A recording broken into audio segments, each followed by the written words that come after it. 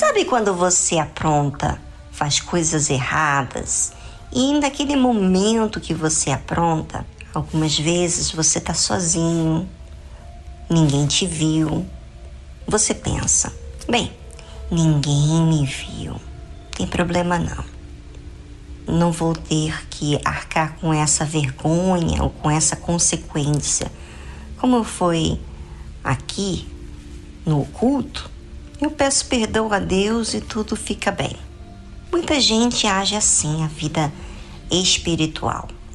Faz coisas erradas e não querem pagar pelas consequências. Então, continuam fazendo as coisas erradas em oculto. Sabe quando você não paga naquele momento pelas consequências? No seu entendimento, na sua ótica, você deve pensar assim, bom, como ninguém me viu, como ninguém sabe, então ninguém vai me chamar para que eu justifique dos meus erros. Então, eu falo com Deus e Deus me perdoa. É assim? Muita gente trata o pecado, as orientações que são recebidas de qualquer forma, né? E pensam que errar é humano, não tem problema não. Quem é que não peca? Eu já sei, ouvinte, que esse pensamento que você tem, quem não peca, é uma justificativa para você se autoconvencer que foi um lapso, um erro, que você não vai ter consequências desses erros.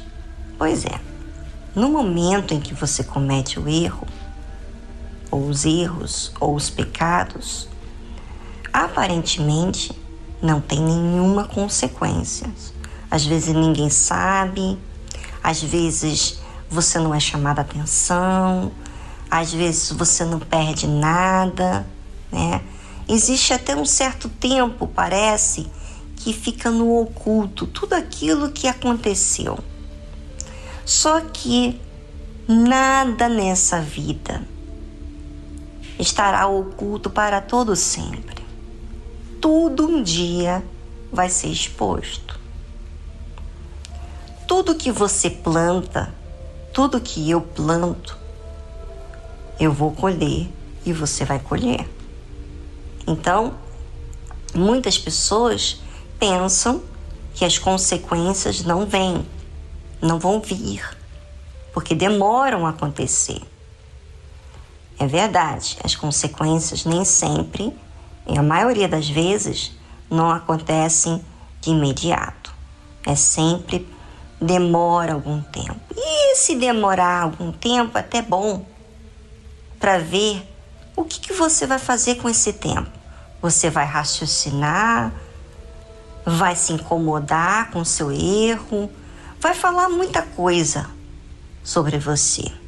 Como que você lida em relação a Deus, como você lida em relação às pessoas que estão ligadas a isso ou não, ou a responsabilidade que você tem. Bem, tudo isso vai falar. O que acontece é que muitas pessoas pensam é que as consequências nunca vai chegar. Só que chega, assim como chegou ao povo de Israel, aquele povo escolhido por Deus, que tirou lá do Egito, e quando eles estavam no deserto, e eles teimavam em resistir às orientações dadas por Moisés, eram rebeldes, insistentes em fazer do seu jeito. Então chegou o dia em que houve uma catástrofe. Houve mortes, muitas mortes. E aí aconteceu o seguinte, está escrito assim: quando os matava, então o procuravam. Então agora que houve morte, consequências desse pecado, dessa rebelião, dessa rebeldia desse povo, então agora os que estavam vivos começaram a procurar um jeito para aquilo não se estender ainda mais, porque estava muita gente morrendo. E a Bíblia diz assim, e voltavam. Quer dizer, começaram a agir a fé. E de madrugada buscavam a Deus. Olha só, até interrompia o seu sono, porque a dor, a aflição, a necessidade estavam impulsionando eles a se aproximar de Deus. Olha aí, olha o que aconteceu. Todo aquele tempo que Deus deu para eles raciocinarem, para eles avaliarem as suas atitudes, sentirem incomodado com as suas próprias injustiças, ou conferirem em suas palavras, o seu gesto, o seu comportamento, e aquilo não os fazer reagir de forma positiva, arrependidos. Agora, eles estavam lidando com o que eles nunca imaginavam, que era com a morte. Muitos, os que eles conheciam, seus parentes, seus pais, seus irmãos, enfim, estavam morrendo. Morreram. Aí agora, com essa consequência, o povo então estava buscando a Deus. Olha só o que o sofrimento faz. A pessoa começa a agir a fé, a exercitar a fé, né? Porque a fé, ela precisa ser exercitada. Só que, de que forma você tem exercitado a fé? Você tem exercitado a fé para que você apenas tenha o seu interesse resolvido? Ou você tem exercitado a fé para você mudar? Isso aqui, gente, é muito importante você saber. E é muito importante você ser sincero com você mesmo e falar a verdade sobre isso. Quando eles começaram a procurar, voltar e a buscar a Deus, o que aconteceu? A Bíblia fala que se lembraram e se lembravam de que Deus era sua rocha e o Deus Altíssimo o seu Redentor. Ou seja, agora no momento difícil, eles lembram que Deus é bom, que Deus era a sua rocha, que Deus é o Redentor deles, né? Ué, será que é tão fácil esquecer de Deus assim? Como assim? Deus fez tantas maravilhas. Como assim lembrar de Deus? Se antes eles estavam reclamando com Moisés das condições que eles estavam vivendo. Olha só. Muito estranho, não é? Pois é. Eles lembravam de Deus como algo que era estável, firme, com quem podia contar, poderoso. Mas por que não se lembraram antes? Por que não se lembraram quando eles estavam ali insatisfeitos? Me diga. Porque eles estavam ainda prepotentes, soberbos, que as coisas tinham que ser daquele jeito. E não é verdade que quando não queremos ceder para algo e insistimos e teimamos em permanecer daquele jeito, somos um tanto que soberbos? Não aceitamos ser flexíveis para a mudança? Só um deixo aqui para vocês, pessoal, porque tem muita gente que não se toca, que tem suas falhas e insiste em achar que está tudo bem. Mas será que essa procura, essa volta de agir a fé e busca a Deus está sendo realmente verdadeira?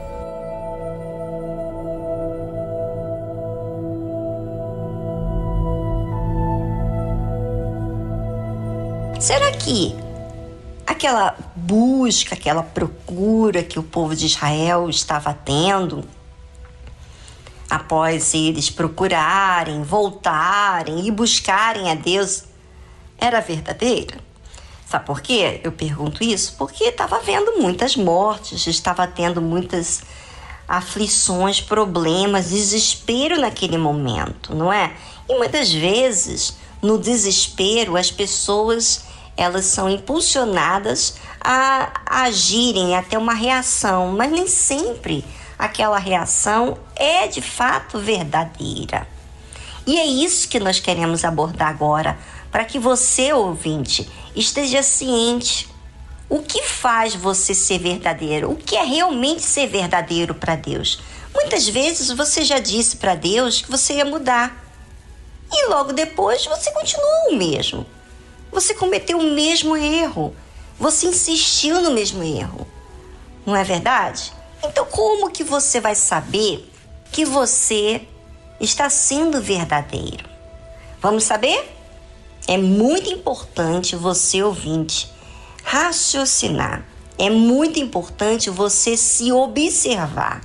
Ver quais têm sido as suas reações diante daquilo que você tem falado para Deus. Você fala uma coisa para Deus e depois o que você faz em relação àquilo?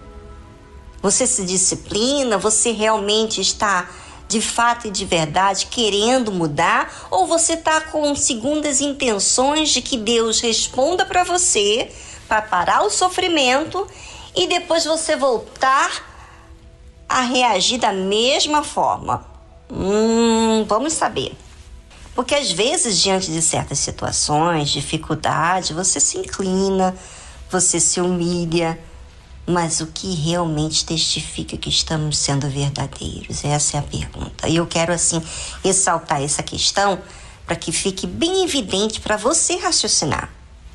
Pois na cabeça de muitos, acham que são verdadeiros, honestos, não fazem mal a ninguém. Porém, o que muitos não percebem são os sinais que revelam outras coisas, completamente diferentes.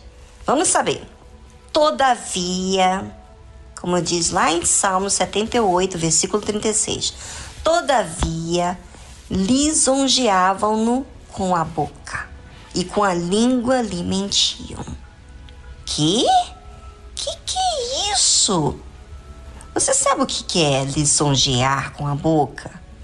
É aquela lábia, bajular, paparicar, sabe, aquele puxa-saco? É exatamente isso. Aquela pessoa que gosta de ser muito agradável para tirar algum proveito daquela situação, no afã de buscar e obter alguma vantagem nisso. Sério isso, não é? Muito sério. E isso se trata da alma da pessoa. É ela que escolhe ser assim. Não poderia assistir o que está sendo? Que seus lábios estavam lisonjeando, mentindo. Mas, na realidade, muitas vezes as pessoas não reconhecem isso, porque elas não prestam atenção no que estão sendo. As pessoas estão mais ávidas pelos seus interesses e fazem qualquer coisa para obter isso. E usam os lábios para iludir a outra pessoa ou enganar, justamente para obter vantagens. Muito triste isso. Mas sabe por que a pessoa mente? Mente descaradamente, iludindo a outros e até mesmo a Deus. A Bíblia fala, porque o seu coração não era reto para com Ele, para com Deus. Nem foram fiéis na sua aliança. Você lisonjear com os seus lábios e não sentir-se mal, mentir, enganar e ainda achar que está fazendo o que é certo, é porque o seu coração não é reto para com Deus. Você não sente mal com o pecado. Você é amigo do pecado. Ou seja, você não teme aquilo que você está fazendo diante de Deus. Você não teme mentir, enganar. Você acha que Deus não vê. Você acha que pode tirar proveito sendo esse tipo de pessoas. E aí? Você acha o quê? Que suas palavras bajuladoras vão convencer a Deus? Você acha que aquele louvor, cânticos que você faz a Deus vai tapar o que você está sendo? Por favor, ouvinte, por favor. A Deus ninguém zomba. É isso que é ter um coração que não é reto diante de Deus. Você está consciente do que você está fazendo. Você não considera Deus. Você não está sendo honesto, nem correto, nem íntegro, nem justo com você. E tampouco com Deus. E não é falta de entendimento, não. É falta de ser verdadeiro. Quem é mentiroso, quer saber? É filho do diabo.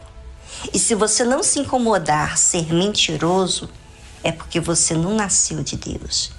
Você pode ter a posição que tiver dentro de uma denominação, de uma igreja, mas quem você é o que Deus vê. E Deus não aceita louvores mentirosos.